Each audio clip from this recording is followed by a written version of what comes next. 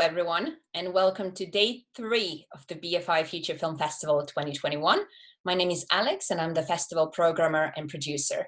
And today's session has been curated in collaboration with Blinkink, the award-winning London-based animation studio that works across advertising, music, and broadcast industries. And in this session, the Blinkink team will be telling us all about the making of Dua Lipa's 45-minute music video for Future Nostalgia, which involved 13 different animators and artists from all over the world collaborating together remotely in lockdown to create this amazing visualizer. So it should be a lot of fun. The session is hosted by Bart Yates. He started out as a producer at Blink in 2002 and then went on to found Blinkink, which is their dedicated animation division, in 2005. But just before I hand over to Bart, I wanted to let you know how the session today will run. So we have our festival team working behind the scenes today. My colleague Zakia is managing the chat box. So if you want to say hi to Zakia, and if you have any general questions for us about the festival, our upcoming events, or more generic questions about the BFI or BFI Film Academy, then the chat box is the place to put those questions, and Zakia will be answering them throughout the session. But if you have any questions for Bart or for the Blinkink team about Dua Lipa's music video or about any animation questions, then please put those in the Q&A box that you can see on the bottom of your screens. And my colleague Kieran is managing the Q&A box and will devote the last 15 minutes of the session to your questions, and we'll try to get through as many of them as we can. But you can start populating that box now and putting your questions in there now. And also wanted to let you know that we started a Facebook networking group for you guys to meet each other and network between yourselves. So if you can join that and network there with each other, that would be really great. And just before I hand over to Bart, I wanted to let you know that today's session is being recorded and we'll be uploading it to the BFI YouTube channel post-festival, so in about 2 or 3 weeks. So yeah, you'll get a chance to watch it again if for whatever reason you can't stick around for the whole session, or if you just want to watch it again. So without further ado, over to Bart to introduce his Blinkink team to you guys. Enjoy the session. Thank you, Alex. Hello, everybody. This is nice to be talking to you all today. I was actually at the BFI last year in person when this was actually happening as a live event. So it's quite different to be doing it like this on Zoom. But let's go. So I'm the founder of an animation company called Blinkink, which is we have a sister company called Blink, which is a live action company, and Blink's been going for about 35 years. I started Blinkink in about 2005, and I saw somebody come up in the chat there saying they were born in 2002. So that makes me feel very old. So we are going to talk to you guys today about a project that we did last year during lockdown. So last year was a super weird year for everybody in in the whole world, obviously. A lot of industries really disrupted by everything that happened last year and is still happening now, and some negatively, some positively. Working in animation, it was a really interesting year for us, I must say. With a lot of opportunities came from animation, and a lot of opportunities for us came in. I guess the world became much smaller with everybody working on Zoom. All of a sudden, the sense of geography changed, and people started working internationally, I would say, even more than they were before. This project is a really great example of this, where we, as Alex was just saying, where we worked with all these different amazing people from all over the world. We all came together and worked completely remotely over Zoom, and managed to pull this whole project together in about 2 months. And for me, it's one of the projects we did last year that I'm super proud of. And we're going to tell you guys about it today. So on this panel is we have Laura Northover, who is the head of music videos at Blink. We have Joseph Byrne, who's the head of music videos at Blinkink. And then we have Will Hooper, who is one of the directors of the project, the live action director. We were supposed to be joined by a couple of other people today as well. James Papper, who was the animation director, and Katie Dolan, who was the commissioner, but unfortunately just both had to drop out for personal reasons at the last minute. All good. We are going to talk you. So we've got some questions I'm going to ask these guys, but obviously this is for all of you guys out there. So please do ask us questions along the way. I've got a little question and answer thing going here, so I'll try and sort of interrupt us as we go and answer your questions as we go through each section of what we're going to talk about. Let's do it. Everyone ready? Yeah. Cool. Yeah, baby. So just to start off, I thought it'd be really good for each of the team here just to kind of talk about a little bit about themselves, what they do, what their job is, how they got here. Do you want to start, Laura? Yeah. Hello, everyone. So as Bart said, I'm the head of music video over at Blink. So I look after the roster of directors when music video projects come in, and also develop new talent.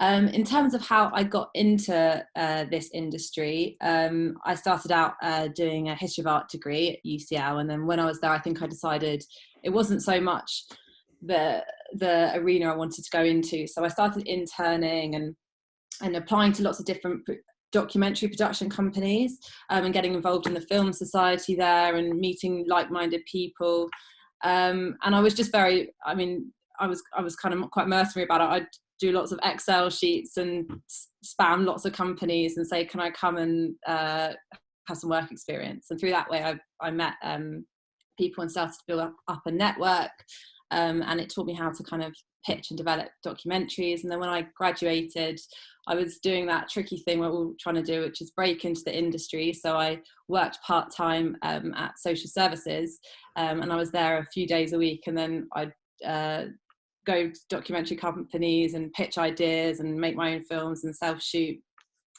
And then eventually I got onto a Doc Lab scheme with the Grierson Doc Lab Trust, who I really recommend if any of you are interested in that area. And they take on 10 documentary makers a year and are really good at developing people. And then on from that, I moved into a production assistant role at a production company and learned how to produce, and got thrown in the deep end quite quickly and just sort of worked my way up there, and then started producing music videos and meeting directors. And then I went freelance and just built up my network, and I try and do branded content jobs and produce for agencies to get money in, and then I do a music video and produce a music video, and that's kind of how it worked.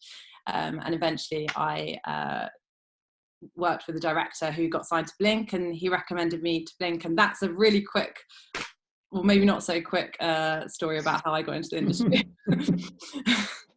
I've prepared like 2 lines, so like you're like amazing, like into the industry is going to totally dwarf mine. It's rather depressing my end, but hey ho.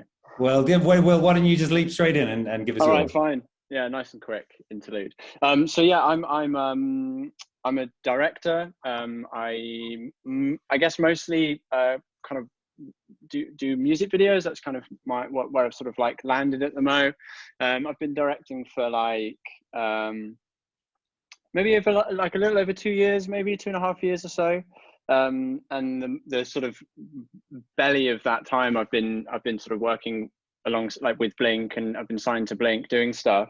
I was at university. I went to Kingston School of Art, and I studied there.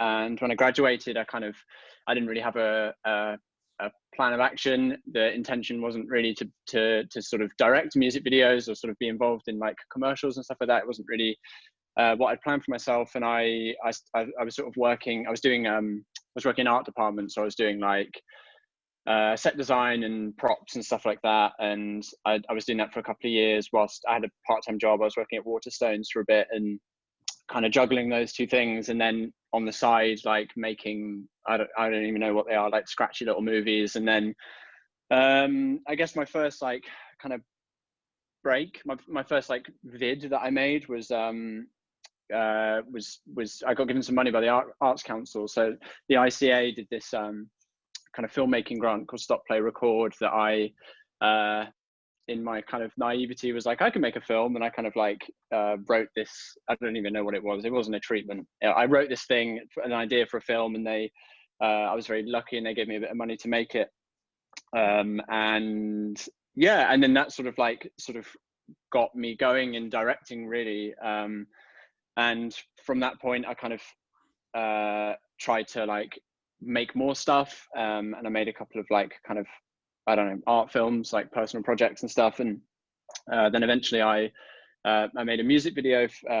It's a bit of a kind of tenuous story, but basically the commissioner who sort of got me involved in the ICA, they had another kind of filmmaking opportunity. I was loosely kind of involved in this stop, play, record kind of scheme. This scheme, it's not a scheme, that sounds like it's sinister. This kind of like this project essentially, and I went to like, I did like various workshops and stuff. It was kind of like a loose mentoring scheme, I guess. And one of the commissioners there had a bit more money from the Arts Council to make something, which I pitched. It was for a music video. I'd never done a music video, and I'd written this idea for something for one of their artists that they had involved in the project, and it was just really weird, and they didn't like it. They didn't want to make it, the band and the management and stuff, but the commissioner really liked it and was like, look, I want to like try and make it. Let's see what we can do. Like, let's put our heads together and like see if we can kind of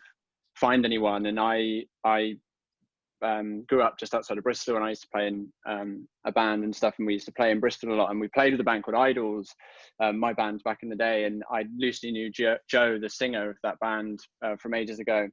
I had him on Facebook, and I like messaged him and said, like, I've got a tiny bit of money from the Arts Council to make a video. Do you like? And they just like done their first album, and it done quite well.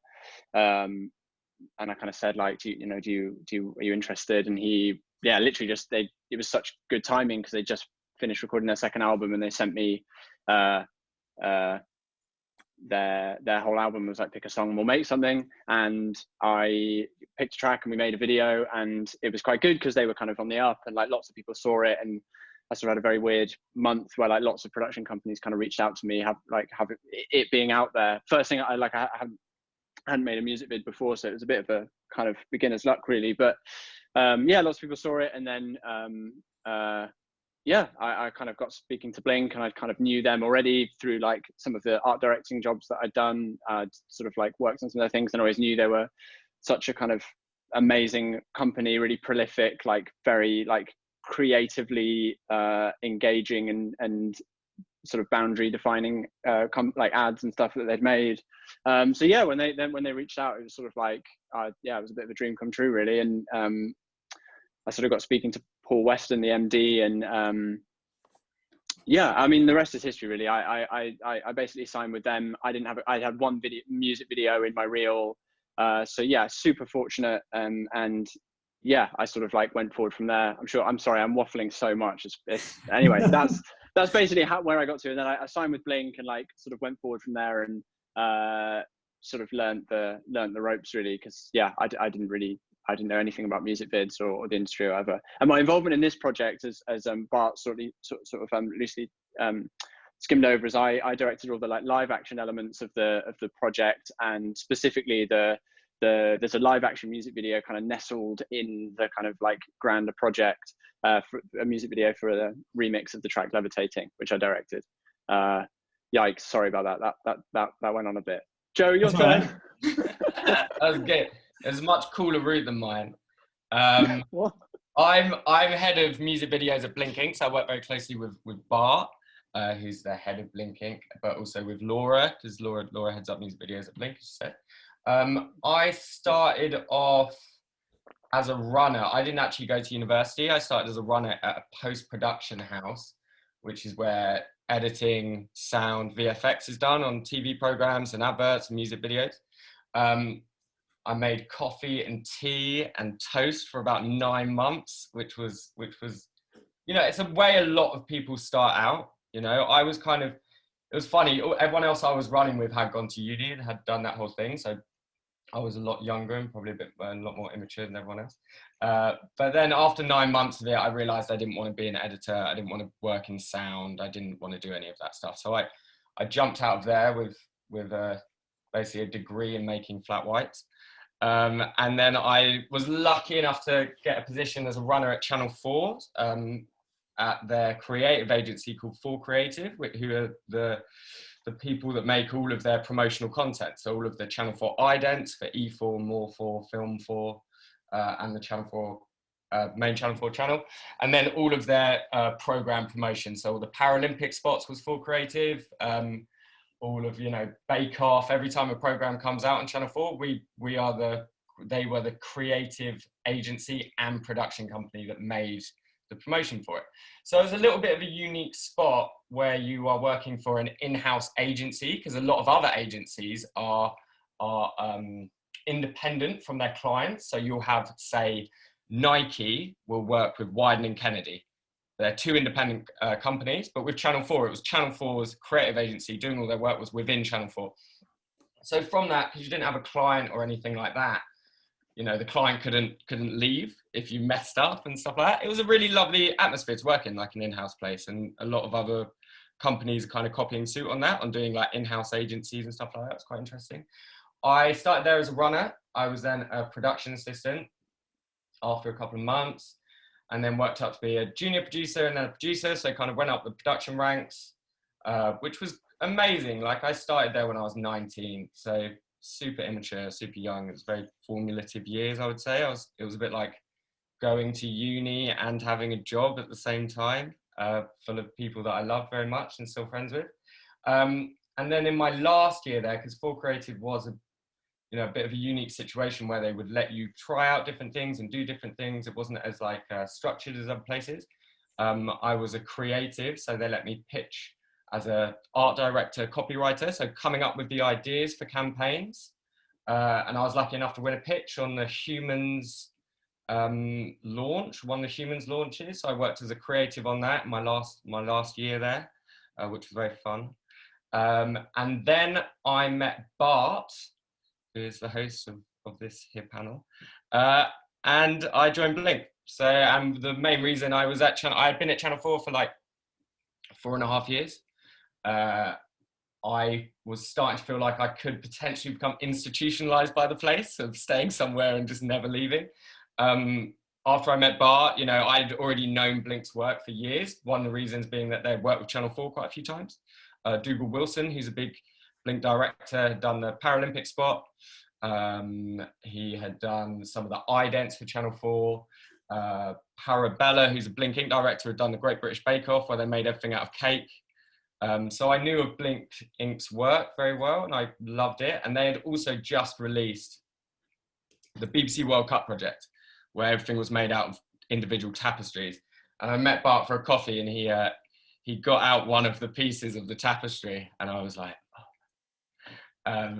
And I was like, just as soon as they offered me the job, I took it, and I came in as head of development. So with that, I was, looking for new directors to nurture up and to help and to kind of guide through, get them work, make sure they're busy, make sure they're on the right pitches, make sure that Blink, everyone's doing the right stuff, winning, being heavily involved in the pitch process. So, whenever you work on a commercial or a music video, as we'll talk about with Dua, you pitch on it, you make up a treatment, which is your plan for it. So I'll be working with directors on getting those into a good shape and making sure that we're winning the jobs as a company, but also for the directors. And then after, I was doing that for the last like 1.5 years, 2 years, but still doing that a bit now. But then I started to push more heavily into music videos, simply because I like them more, I'd say, than the commercial process. And Bart realized that and kind of allowed me to push into that. And then over lockdown, we had a massive influx of music videos in animation, because commercials kind of quietened down for a couple of months and then went crazy as well. But music videos just went through the roof because the record labels were still making money from streaming stuff, Spotify was still running, everything was still running. So everyone wanted to make content, and everyone was at home doing nothing. So putting a music video out was kind of a perfect time for it, really, where everyone could see it. So we did stuff for we did a video for Tame Impala, did one for Time Tempo, we did this massive one for Dua Lipa. We did loads of amazing ones, and me and Laura worked together quite a lot on that because there were less live action ones. So Laura kind of jumped into the animation world with me, which was fun. And now we're here, I would say. Cool. I guess probably a good universal theme for these guys and myself as well, and to be honest, almost everybody in our industry, is nobody really comes in going, I want to be that. Everybody tends to have a similar kind of experience of trying a little bit of this, trying a little bit of that. It is really mysterious in terms of what a director actually does, what a producer actually does, what the art department people actually do, and how those jobs, how those jobs start, and what the kind of roles and responsibilities are. And the best way in is just to get in wherever you can and just start gaining experience and start meeting people. And then you tend to, like these guys all have, sort of gravitate towards the areas that you like the most. And always just work towards the thing that you're the most passionate about, because if you're passionate about it and it's exciting, then it's going to be much, much easier than something less exciting. So we're going to ask some questions about this project, about the Dua Lipa project, which hopefully a lot of you guys out there have had the chance to watch. So this is maybe as a question for Laura to start, which is around commissioning projects like this. Who tends to commission these kind of projects, and what are they made for? Why do it seems like a stupid question to ask, but why do people actually make music videos? Yeah, so there's so many different routes that a music video can come through to us, but people want to make music videos for their artists, and these days, like, visual content for artists has always been super, super important, and it's never been more so, with the internet and the amount of platforms that they can put content out on. So it's still a massive priority for artists, and more now than ever before, I'd say. So when we get a music video, it comes through a commissioner. So a commissioner will email me, and a commissioner is someone who either works in a record label or works freelance for a record label. And they've been given a brief by the marketing team for an artist saying, we want to make a music video for this track. We're launching this EP or this album. This is the rough brief. This is something the artist might like. They want to push into this direction. Can you find some directors? And they will contact production companies who rep directors and have a roster, and we will either put forward the director they asked for or some suggestions, and they will send us the brief, and then we will work on a treatment and submit that, and then that goes forward to the label. Nice. And then maybe this is a good moment for Joseph just to expand on that a little bit in terms of, again, just in sort of basic terms of a production company's model, how a production company like us sort of functions as a business, and how talent fits into that. So we're kind of a hybrid between an agent and you're an agent for your directors. You find young talent, you nurture it up, you get them projects. But then, unlike an acting agent, unlike something like that, you also make the project. So you're also the production company behind it. So as well as finding and nurturing that creative talent, you're making it with them. So you need that both sides of that to work, where you need to have a good eye for new talent coming through and making sure you're backing the right talent that you want to work with, and then production expertise to back that up and to facilitate that talent to go forward, I would say. But it's funny because it's kind of quite a strange model where you've got clients on all sides, really, because your director who you're working with, the relationship is like you're their agent, so you're making sure that they're doing the right stuff. But then you're getting them work from another client on the other side. So you're this sort of funny middle ground where you're the mediator between, and making sure everything's working and everyone's doing the right stuff. It's similar in a way, that this talent agency model, runs across so much stuff of like, a record label has an A&R department, that finds young talent and nurtures it up and makes sure they're doing the right things.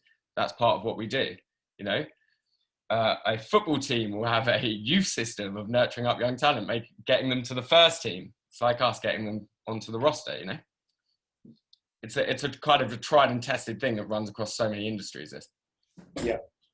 Cool, interesting. And then, Will, you sort of talked a bit before about your path to kind of get to here. How would you, just from your sort of personal experience, how would you say it's been the last few years of sort of building up your portfolio as a director and getting your sort of first projects and finding your way? Yeah, I mean, it's been really cool. Like when I made that first music vid, and I use that as the kind of catalyst for this, really, because it was like I made that and we put it out, and there was no ambitions or like intentions for that to then go on and basically create what has happened for me, which has been a career working in music videos. That's what I've done these past couple of years, and it's great. And like Blink's great because it's like, I don't know, like they've got good people who are always looking out at new talent all the time. I mean, Laura's like, and Joe, both of you are both like testament to it, where, you know, there are people, directors on the roster who are working all the time and creating stuff, but then there's that other eye that is constantly on new talent, new people, the new stuff coming up. And like, that is the stuff that keeps like the industry really exciting, is new ideas, like new, like young directors coming up who have got like a different take on this, like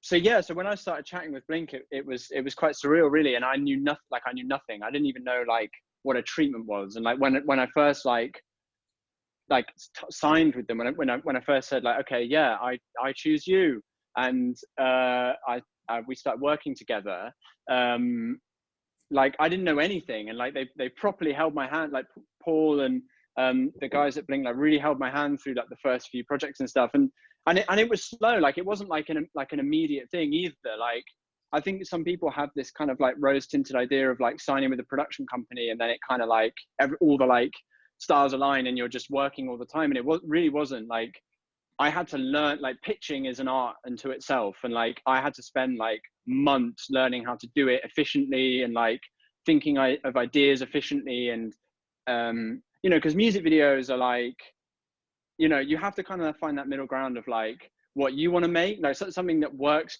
and is creatively gratifying for yourself, and also like ultimately it's a product for an artist and for a label. Like it's a sales tool for a song. And that sounds like grim, but that is like, it took me ages to kind of like, you know, really understand that. And the first thing, like if I were to show you my like hard drive folder of like failed music video pictures, it's kind of disgusting, but like it took me ages to really like properly understand that it's like there has to be a marriage between the artist that you're making it for and your like ambitions as a director. And I think the smartest directors, and I'm not saying that that's me because I'm still not there yet at all, but like are the ones who can tick all their kind of like creative boxes. Like I want to make this is the like vibe of film that I want to make, and it also works like perfectly for the artist and perfectly for the song. I mean, it's a skill. And yeah, sorry, I feel like I've really gone roundabout from your question, Bart. That's but right. my experience it's been cool. Like the first like 6 months to a year was like super slow, like learning stuff, like pitching on a lot of stuff, like meeting a lot of commissioners, learning how to do everything. And then yeah, sort of like at the beginning of last year, I don't know, stuff just started to click for me, and I had a really busy year last year, which was really great, despite the kind of like, you know, the pandemic and stuff.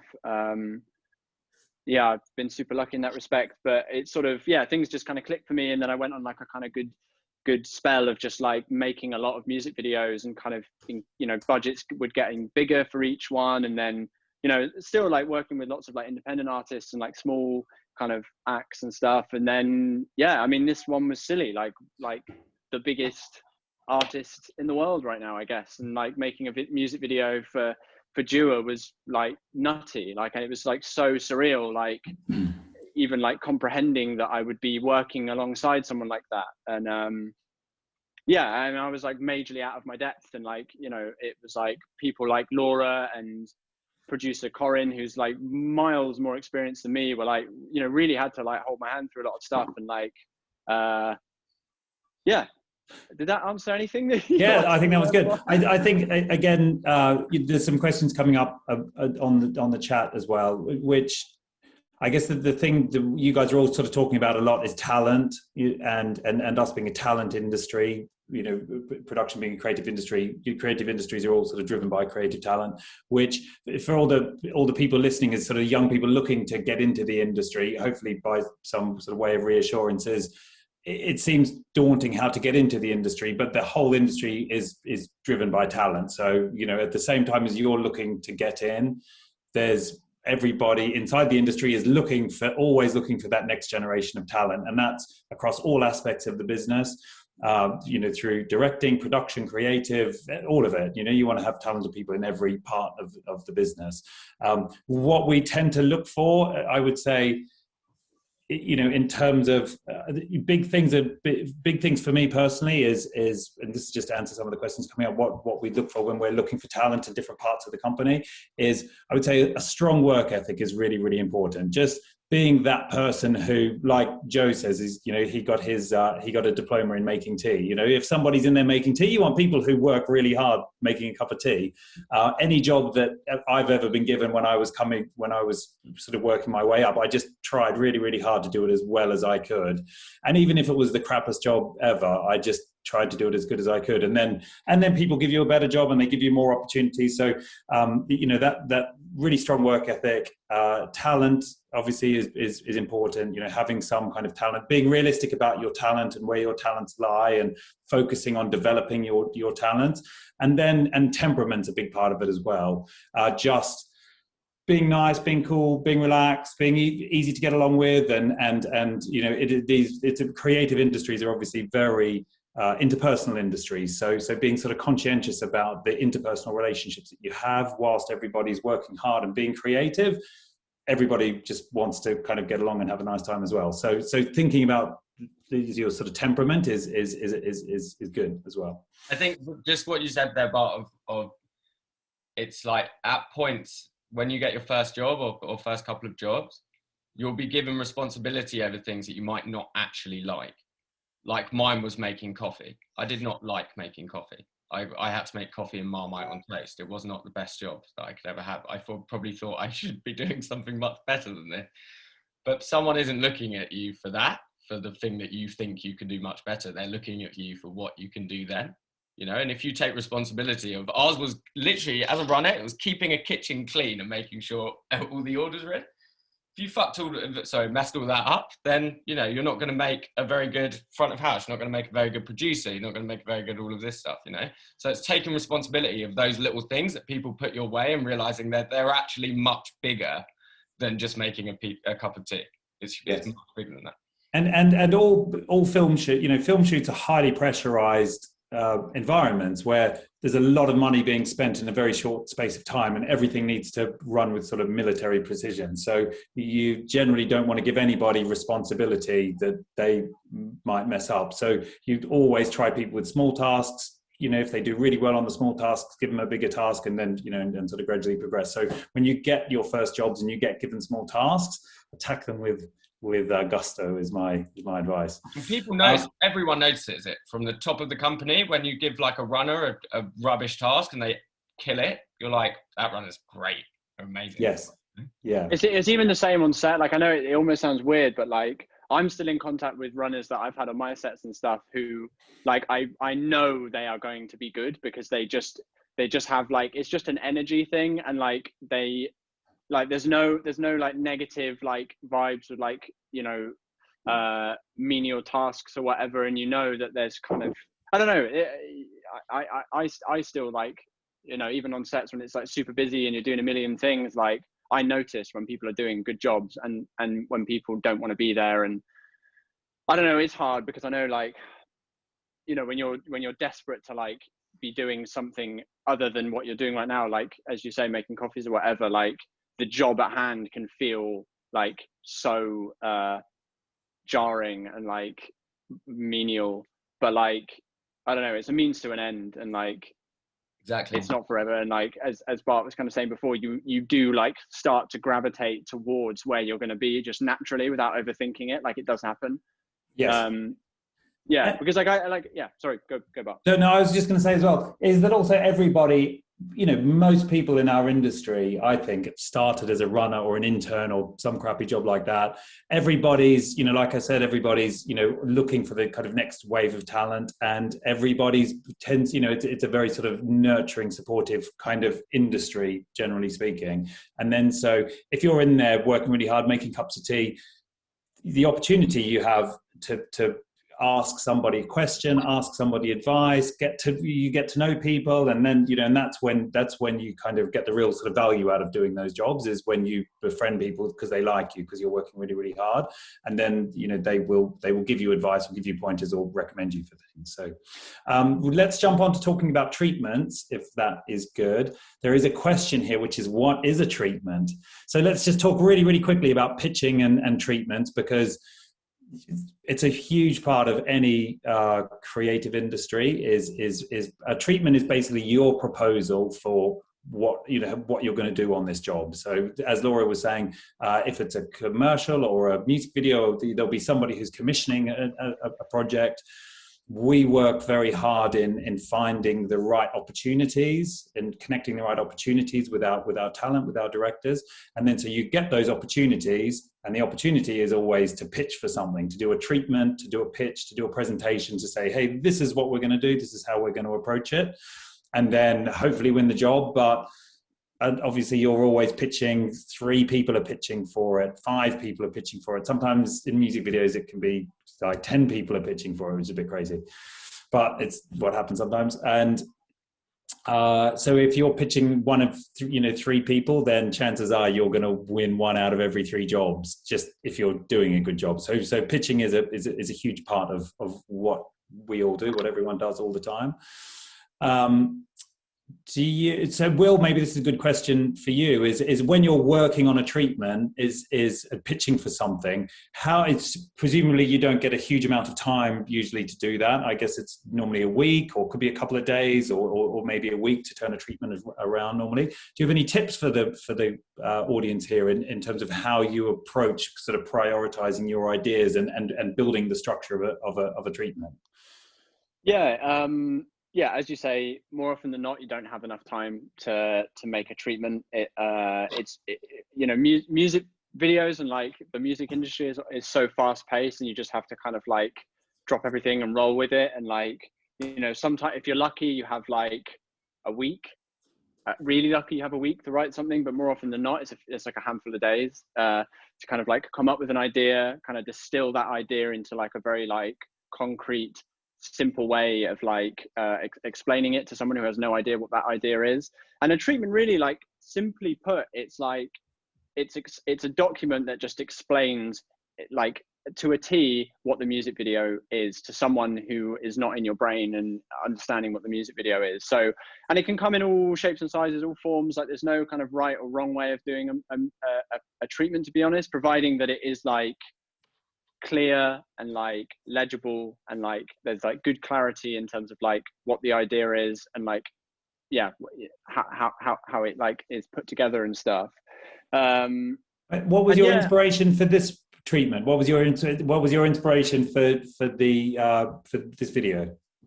Yeah, I mean, so I have to sort of cast my mind back a little bit, because it was such a like frantic job, this one at the start, didn't it? It was it was just it came up really last minute. How this job kind of came to be is like James and Joe, I'm sure you'll kind of talk through this a bit better, but James was already pitching on the kind of grand album visualizer thing as a whole. So it was the whole kind of animated like vignettes for all these different tracks.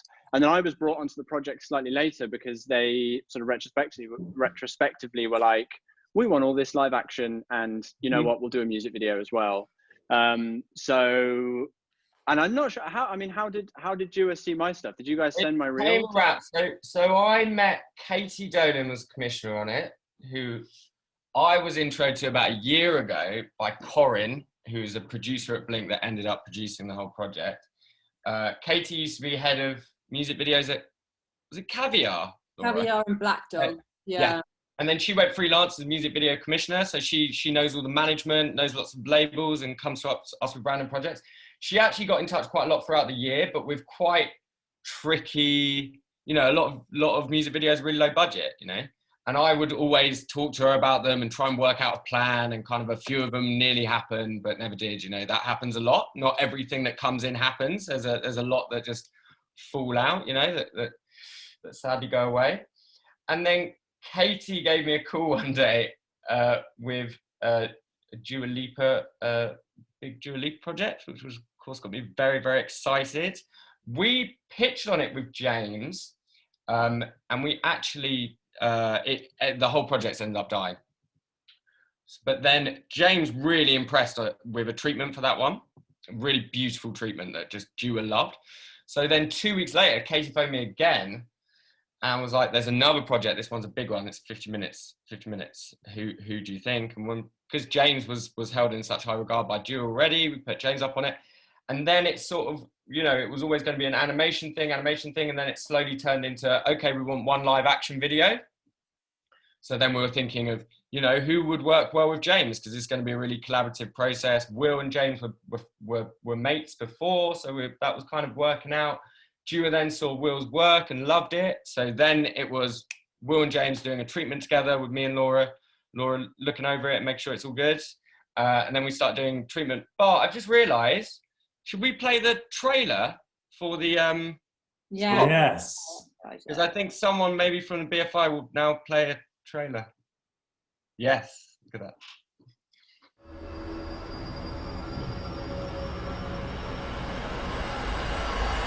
You're locked into Club Future Nostalgia. Boys will be boys, but girls will be women. Boys will be boys, but girls will be women. Boys will be boys, but girls will be women. Boys will be boys, but girls will be women. You can fly away with me tonight. You can fly away with me tonight. Baby, let me take you for a ride. Let me take you for a ride. I got you all night. You're my starlight. I need you all night. Come on, dance with me. That's quite good. Wow. There we go. So that's just a quick slice. But yeah, we basically did 50 minutes all over.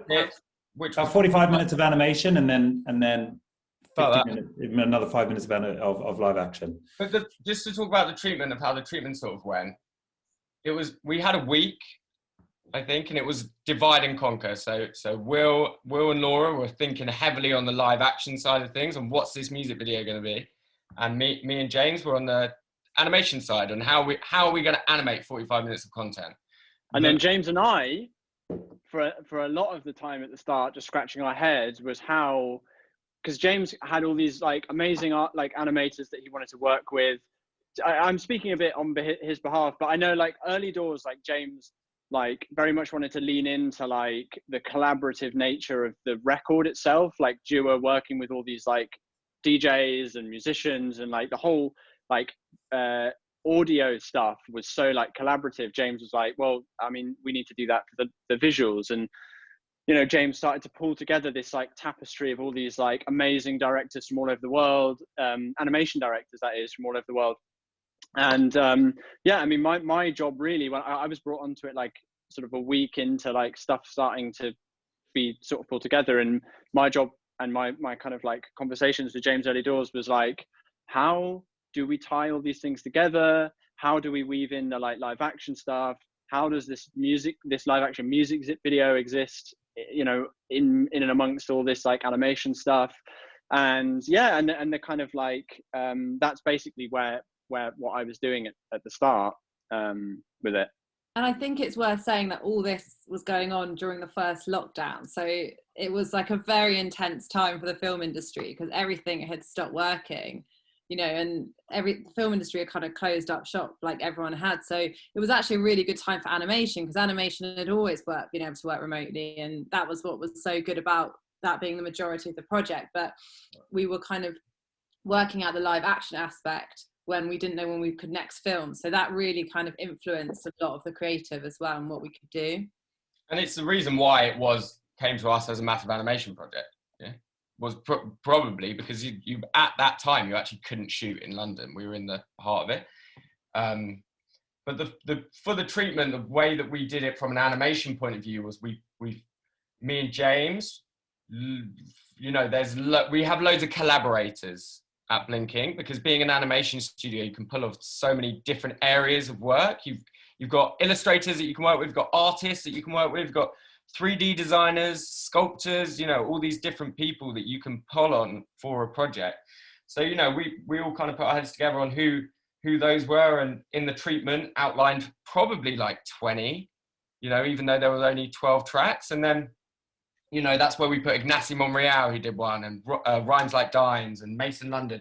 A lot of the people we had relationships with before, either me or James or Blinkink as a whole. And in each one, we just put their work, and some people made up something for it, some didn't. We just kind of wowed them. And then we had a really surreal call, didn't we? Where we sent the treatment off on Thursday night, and then Friday morning I got a call, which was, do you want to speak to you later on? And we were like... Friday night, wasn't it? They had to do it. So we did a Zoom call with Dua Lipa. I was at my mum and dad's house at the time, and it was just quite surreal. I would say it was probably the most surreal moment of lockdown.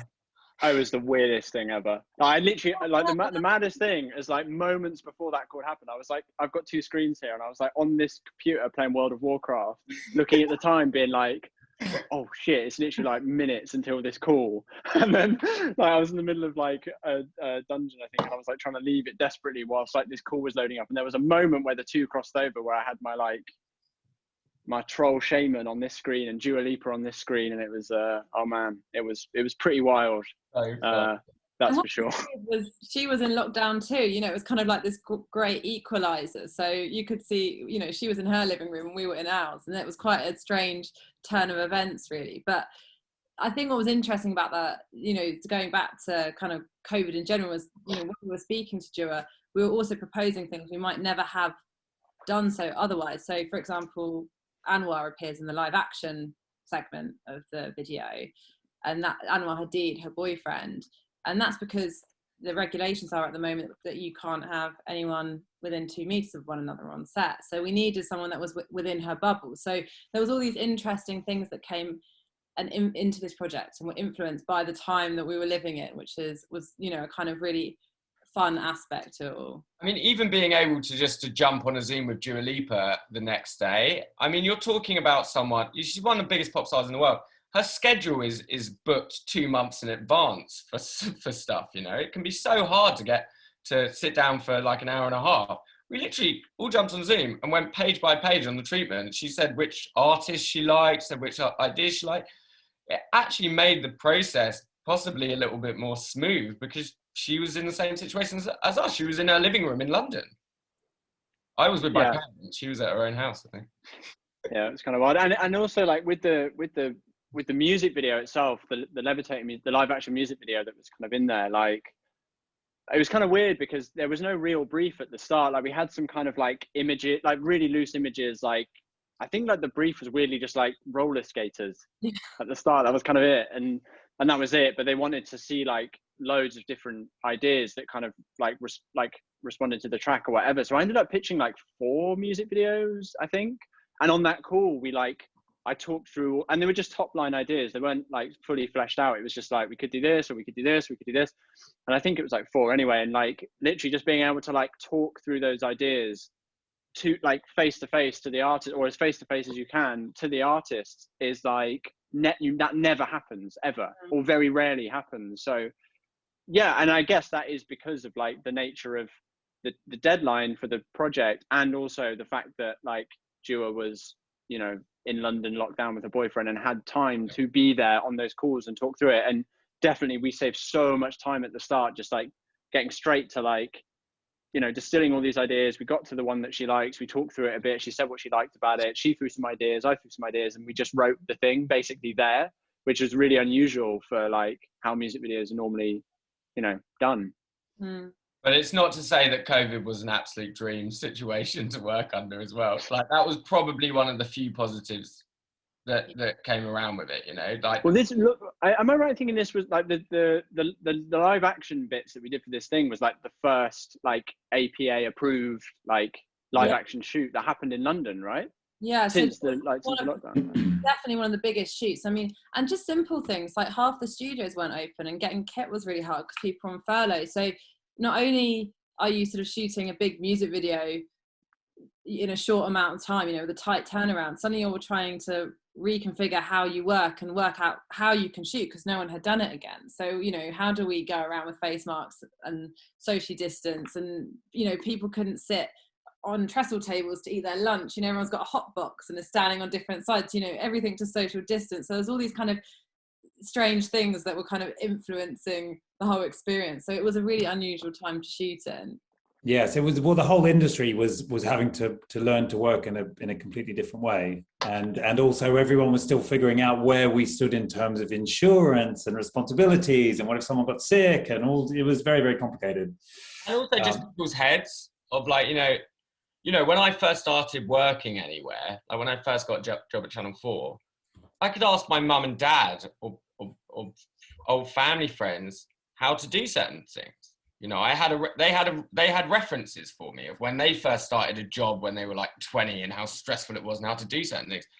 I didn't know anyone that had worked in a lockdown pandemic. There was no one to kind of be like, hey, how have you coped with this in the past? So you're kind of doing every day, and it's all unique, and you can't forget the uniqueness of the situation that we had to work under.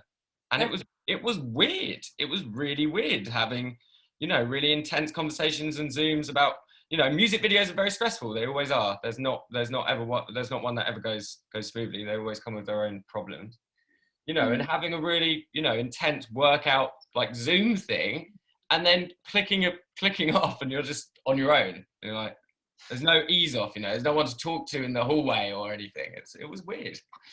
So was that difficult for all of you guys working under that stress and pressure, but in being in a lockdown environment, being in your own living room, not being able to go to the pub with your colleagues at the end of a hard day or that kind of thing? Yeah, I think we all thought it was one of the most intense periods of our lives in a weird sort of way in terms of work, because it was just so there was no boundaries at that point, and it was one of those sorts of projects where it goes, you go into the evening or up early morning, because there was a very tight turnaround, and because there were so many unknown aspects to the job. So even though there was like these positives that, we were finding out new ways of working, and it was kind of quite amazing that we could do something of this scale where we had all these restrictions on us. It was really intense, and I think we all thought that, but luckily we got to talk to each other all the time. So we were literally, in each other's living rooms, like day and night for quite a few weeks. Yeah, I think I probably spoke to you about 5 hours a day, didn't I, Loz?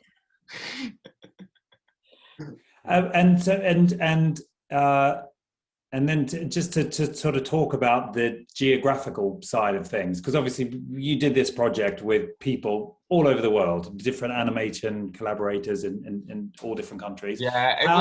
Do you think that is something that would have happened in the same way pre-COVID, or do you think COVID influenced that? I mean, it's hard to say really, because I did know a lot. Me and James did know a lot of those people pre-COVID. So maybe if something like this did come along, we would have done it in a similar way. Also, one of the reasons why we did it with so many collaborators is because we had like 2 months to do it. You can't make 50 minutes of the same content in the same style with the same designers, but in 2 months, that's an episode of Netflix. That's a half a film. You can't do it. So the way you do it is you split out and you have 13 different people working for 2 months each on 3-minute things, on 4-minute things. So suddenly you have separate individual schedules, individual timelines to work on, instead of one massive block thing with the same people. So it was the only really way to do it in that timeline. You couldn't have done it another way. And then, you do now have talent all around the world that you know of. That Instagram has meant that I can find actual objects based in LA. I found them on Instagram and loved their stuff and gave them a shout. The big thing was, and I don't think I fully realised how big Dua Lipa was until I worked on this project, because before that I hadn't really listened to her that much, to be honest.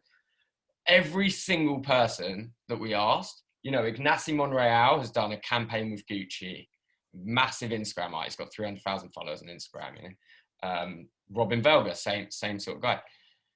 Every single person, without hesitation, was like, yes, 100%, I'm in. It was actually quite easy because it was Dua. And then when we got the mix and we heard the mix, and it was amazing. The DJs and producers that she got into collab on it were really cool, like quite young people. And I think as well, like Dua specifically, she's such a visually exciting artist. Like she's always up for pushing stuff, and even just that the handful of conversations we had, just kind of writing ideas, she was so engaged and excited in the visual element of it, which is quite unusual, I think, for someone who is so massive and has her time spread so thinly, for some, like, that's why I think like lots of people are really keen to work with her, because she's just so like exciting and like engaged in the visual side of the like music stuff. She was lovely to work with throughout, like, yeah, and she was so it cool. was such a nice surprise working with massive pop star, and she was just so lovely.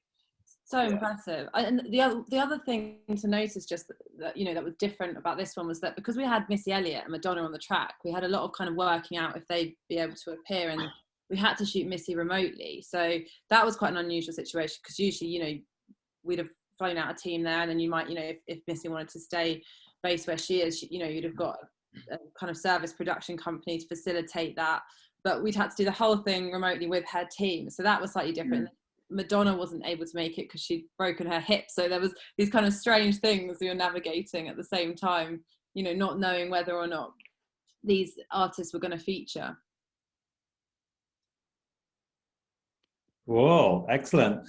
It's maybe a good moment to talk about these kind of music-related content projects. You guys both work in music videos. We all work in music videos day to day, and music videos as being something that obviously comes from the time of MTV.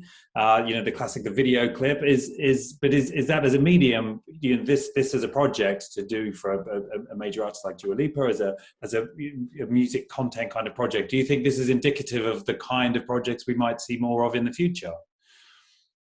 Lost, do you want to do that one, and then I'll go after.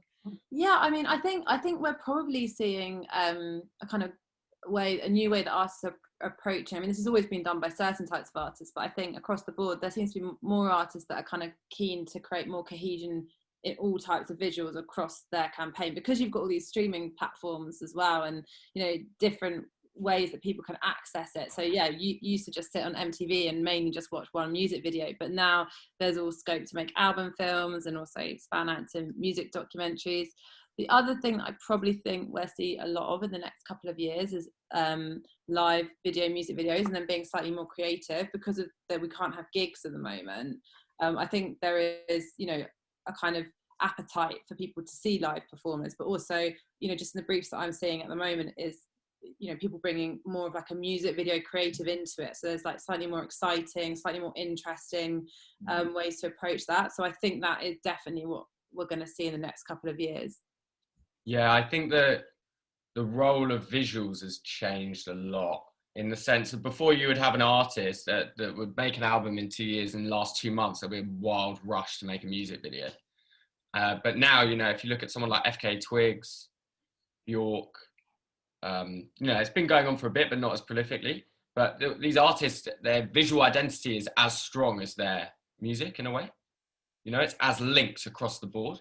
Like, yeah, and it's definitely like considered way earlier as well. Yeah, I mean, this whole project is kind of testament to that, because, you know, a lot of the tracks were being done as we were working, right? Like it was like evolving as we went, and like with the music vid particular, like, you know, that was changing, and like the addition of like Madonna and Missy, like that was new as we were like kind of going through it. That was introduced as we'd, you know, halfway through the project type of thing. And it's like music vids are like, you've just got to be super like flexible and like able to kind of adapt ideas to situations as you go. It's not like, I think the most successful people who do it are like ones who can adapt to stuff, and they're not super rigid on like, no, this is my vision and it has to be like this. Like it's like that kind of like idea of like a film and it has to be exactly like this is like, I mean, it's a bit of a dreamland really, because there's so many hurdles that you have to go through, and like so many new things to kind of problem solve and stuff. Which you were amazing at throughout the whole thing, really. Because you like, well, I had to go. Just because you're working on a massive project, which you know, it's 50 minutes. It's not going to be sign off, make it done. There's so many things to comprehend, and even COVID of, you know, Will having to think of how his idea could match up with a production approach, which could be done during a pandemic. You know, there was a lot more layers to consider. Yeah, I was going to say, I think Will's being very modest. Yeah, basically, yeah. Every day, it was amazing. But essentially, all this content that we create these days, all the music videos, all the music content, it's all just distributes on the internet, right? It's all shared on social platforms. It's all on YouTube. Like, that's how people encounter it. So I guess the other interesting thing probably to maybe for us to talk about now is, in terms of, I'm sure there's a lot of aspiring directors and up and coming directors in the audience, is to maybe just talk about the internet, social media, YouTube, Vimeo, Instagram, how, in terms of people such as yourselves, Joseph and Laura, who are looking for new directorial talent all the time. What's the role of social media within that, and video platforms? And is there any advice you would give any aspiring directors in the audience about how to get their work out there, how to get their work in front of people like yourselves or similar people in other production companies? From an animation point of view, your Instagram is your portfolio and everything. So making sure that is super tight, in the sense of, the whole thing is you. In that way, it's like your branding. It's like everything. I find directors on Instagram a lot. Like Rahman Jafari, who we've just signed, was an Instagram find. But Studios, really, who we signed last year, was an Instagram find. Michael Macheski was an Instagram find. A lot goes on there. It's nice that as well, and kind of articles, and then also going to the films, also going to the film schools and RCA and all these places and checking out their work. But, pester people who you want to work with. Don't be annoying. I mean, don't give them a shout every week, but every couple of months, give them a shout, send them new projects you've done, send them, just ask if there's anything that you can help on. You have to be quite proactive. I think some people, and I'm not, will finish uni and kind of expect stuff to fall at their feet. But you've got to hustle it. You've got to go out there and make yourself known to people. You've got to make stuff. If you've got free time, if you've got evenings, if you want to be a director, make some weird animation films that you put up on your Instagram. Really push your work out, and don't just wait for the moment where you're hired by somewhere and that someone else gives you the opportunity to make stuff. Actually go out and make it. Like what Will did to get to the point where he's at Blink. There was a lot of hustle that he did by himself to get to that point. So that's what I'd recommend. Stay busy, basically. So making stuff, and is there a distinction between, say, the work that you put on Instagram, the work that you would put on Vimeo, the work that you would put on YouTube? Would you distinguish between those different platforms? I mean, Vimeo is a lot of music videos and short films and stuff like that. Instagram's a lot of 10-second piece of entertainment, But then, you make a short film that you put on Vimeo and you use the stills and you put them on Instagram and you publicize it on Instagram. You want to use your Instagram as your publicity, I would say. So maybe it's thinking about, as a consumer of those platforms, which I'm sure everybody in the audience here is, thinking about how you consume content on those different platforms, and then thinking about how you position your own content on those platforms. And like Joe's talking about, Instagram is a bit more of a kind of teaser and a more of a regular thing. If you want somebody to see the whole film in a more sort of substantial way, then that's kind of steering towards Vimeo. And then in terms of and in terms of getting in touch with people in production companies, what would you advise? What would your advice be? In terms of being proactive, what kind of things would you recommend?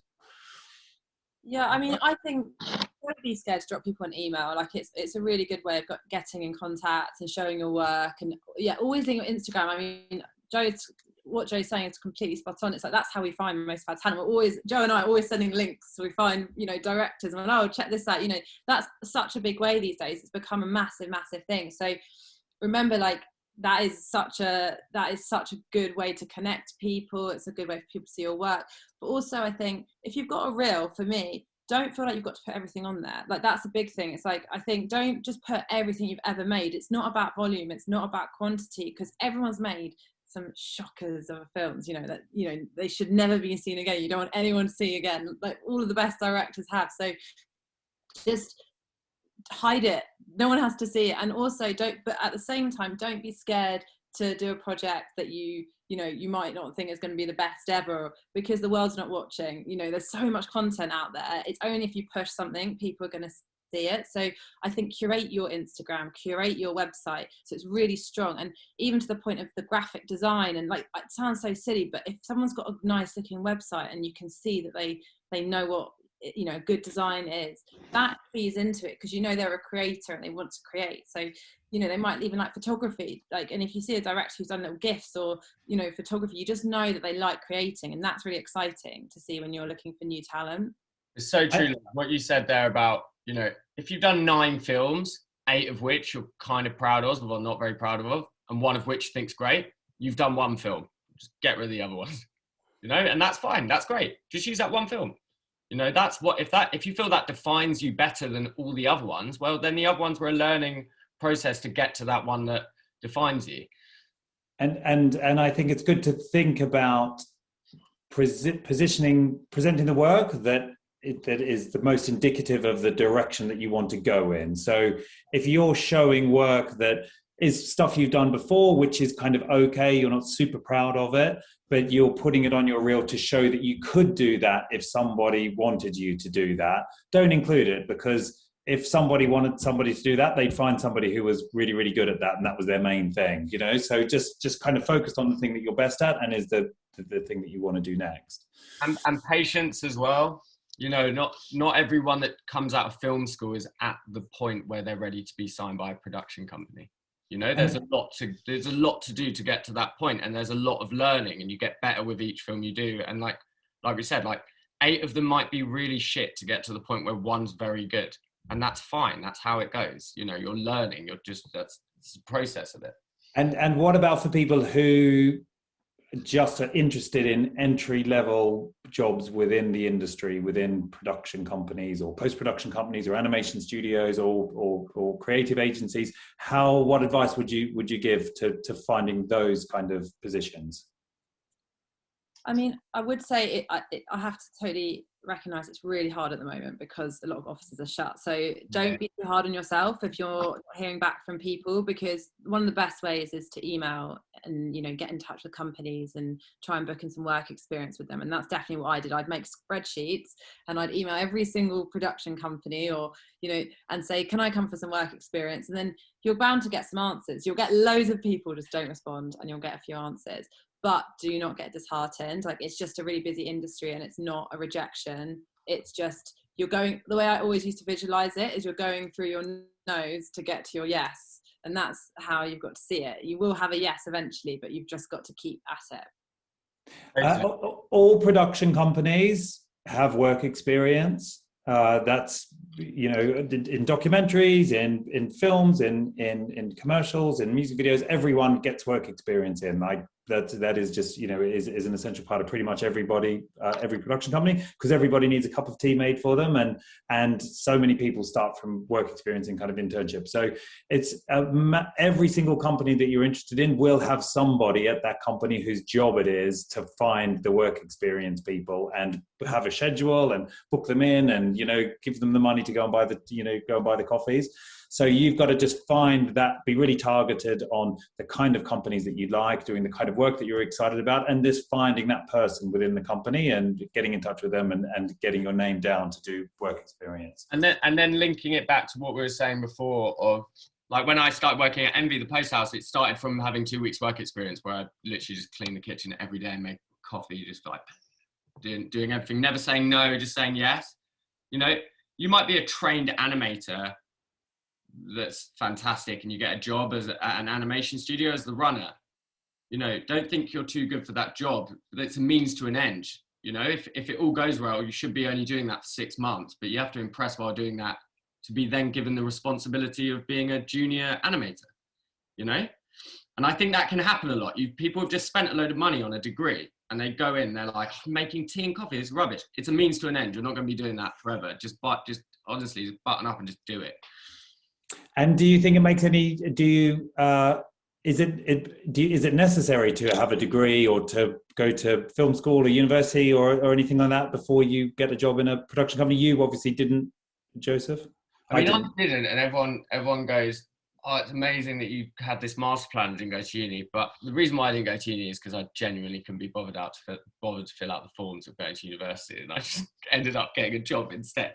Like often, what happened in my case, anyway, things that I don't want to do are a powerful drive to me to do something else, more so than, you know, in a weird way. But it worked for me. I mean, I started as a runner and it worked. It worked from a production point of view, because for a production company, you learn experience, how to manage situations. I didn't have to learn Photoshop. I didn't have to learn animation software as much, just from an animation point of view. But, you know, those schools, RCA, Kingston, St. Martin, all of the amazing animation schools, they do teach the skill set that you need to go on. Would you say, Bart? It depends on the. I think all the different schools have different kind of ways of teaching, but it's definitely like a huge help. But you know, but it's different for everybody, I think. Yeah. In terms of, maybe this is a good question for Will. In terms of casting your mind back to when you don't have any money, you don't have any opportunities, you're just wanting to make stuff. Any advice to people for getting those sort of crucial first couple of film projects made, and how to do it when no one knows who you are, no one's really interested. You're trying to do it off your own back. Yeah, which is pretty much exactly what I did. Like, I don't have any like family connections to the industry or any like personal connections to the industry. I didn't even really know what the industry was when I was at uni, and I'm not saying that you need to go to uni at all. In fact, I did a fine art course and didn't learn anything about filmmaking while I was at uni. But I guess the main thing to keep an eye on for like lots of like young directors, like trying to get that first thing, or like they've got all these amazing ideas and they just need someone to give them a little bit of money to make something, is there are so many amazing like opportunities from like various institutions. The BFI, one of them, I know they have like the network program, which is catered to young filmmakers, and they often have like pitching events or whatever, and you submit ideas and stuff.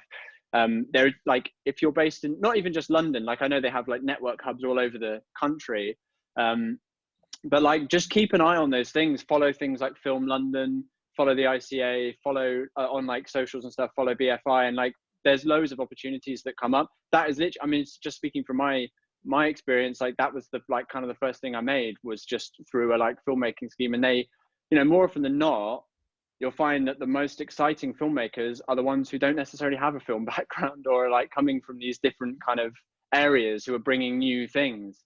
Not to say that that is like, you can't not come from a filmmaking background and have great ideas. Obviously you can as well, but that's it really. Like the first, like when I graduated, like the first like 6 months I was working in Waterstones, and like I didn't work in the industry at all. And then someone from like a friend of mine who like I was working in like being a runner and stuff, like got me in on a I was a runner on like a Robbie Williams Christmas music video, and that was the first thing I ever did in the industry. And like when I got there as a runner, the like first AD came up to me and was like, like to all the runners, and was like, oh, we've had an art department assistant like drop out, we need someone to go and help the art department. I didn't know what the art department was, and I was like, it was like, oh, you're going to be like painting all day. And I was like, okay, well, like I like painted like Warhammers as a kid, I'm sure I'll pick it up. And I went there and I spent the day just painting flats and got paid like 125 quid or something. And I was like, I can spend a day painting things and get paid to do it, and like I'm around like you know, other people making it, and lots of other like runners and stuff who are like wanting to do more than just being like just running, and like wanting to like do other things. And I met lots of people during those like couple of months when I was like art department assisting, which is basically like a runner but in the art department, doing that. Like I met so many people who I work with now, like that were like also in the same position as me. Like yeah, I think you just need to be like super receptive to like stuff that goes on, and like pounce on any opportunities like that one where the, you know, who can help the art department assistant, like art department team, didn't know what it was. I was like, okay, and went and did it. And that basically like led me on, you know, to where I'm at now, really. So we're coming to the end here. There's just been a question has just come up here, which I'd like to just, if we have time, kind of talk about, because it's something we've been talking about a lot, I think, between us, certainly as a company and as an industry, is over the last year, especially, is how is the industry working on getting young people of color and people from underrepresented parts of society into the industry, because everybody sort of acknowledged in the last year certainly that there is a lack of diversity in the film and creative industries overall. Just in the last kind of couple of minutes, does any of you want to talk about that for a little bit in terms of some of the initiatives and some of the things that are going on? I mean, just from a live action perspective, I think a big part of us is realizing it's not just about, I think there's been, the last few years, a lot of push on diversity in front of the camera, but not so much behind the camera. So that's something that really needs to be addressed. And that's something we try and do in terms of getting trainees and, in different departments on music videos, which works really not well. And the other thing is just getting something we're trying to implement and formalize more is director schemes. So directors on our roster can actually mentor up and coming talent.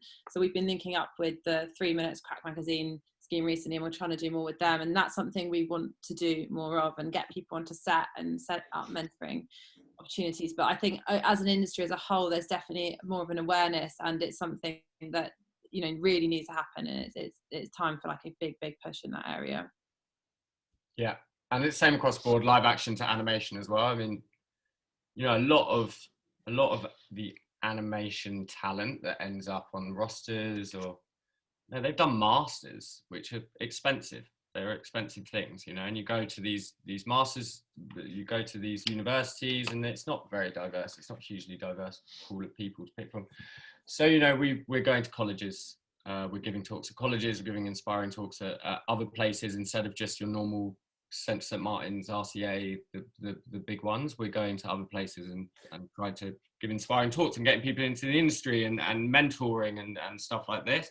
And it's exciting, there's going to be a lot of amazing work that comes out of the UK over the next 5-10 years, unbelievable work. And it's just, you're seeing it in film now, the amazing stories that aren't just being spoken about by 45-year-old white blokes, but being spoken about by loads of different types of people. Some of the best films that have come out of the last 5 years have been from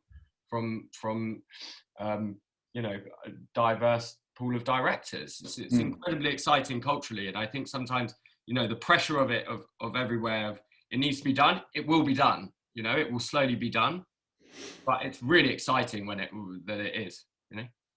For me personally, a lot of it I think is just that awareness of the industry, because it is a very mysterious industry. There's a lot looking at a lot of these kind of questions of how does it work, how do we get into it. And so a lot of something that we're sort of pushing on personally as a company and is trying to make contact with a sort of wider range of schools and institutions, and especially trying to talk to people sort of quite, at school age really, or, sort of 16 to 19-year-olds, when you're at colleges and things like that. And just sort of, again, it's so much easier to do these kind of things now over Zoom than needing to physically kind of go there, but we'll physically go there when we can again.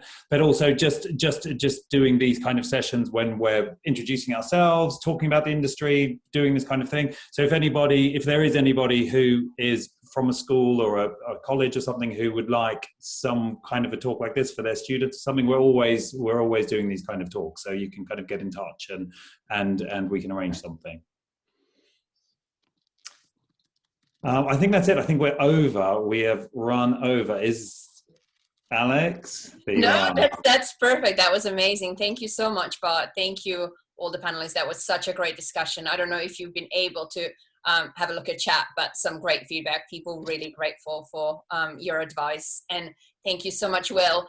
Will shared his email and Insta handle in the chat. Yeah, I feel really bad. There's so many questions that we haven't been able to answer. But yeah, obviously, I'm sure I speak for everyone here that we're obviously more than happy to answer anything. So hopefully, if you have email or whatever, and hopefully we'll be able to get around to you.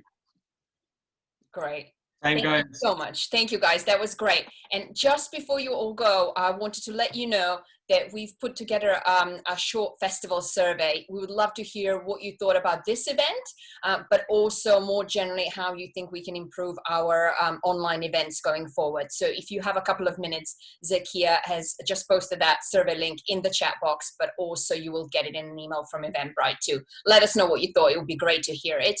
And next up is our Saturday hotspot with Maria Bakalova over on the BFI YouTube channel.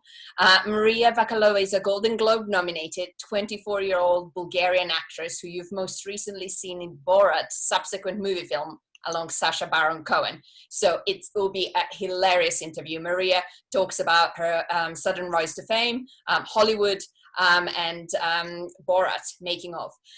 This event is free, doesn't require you to register, so just pop over to the BFI YouTube channel to watch it. And I think Zakia, if she hasn't already, will share the link to that event in the chat box. Thank you, everyone. Again, come back tomorrow for the last day of the BFI Future Film Festival, and have a good evening, everyone. Bye. Well, thanks, everyone. Bye. Thank you. Thanks, everyone. Thank you.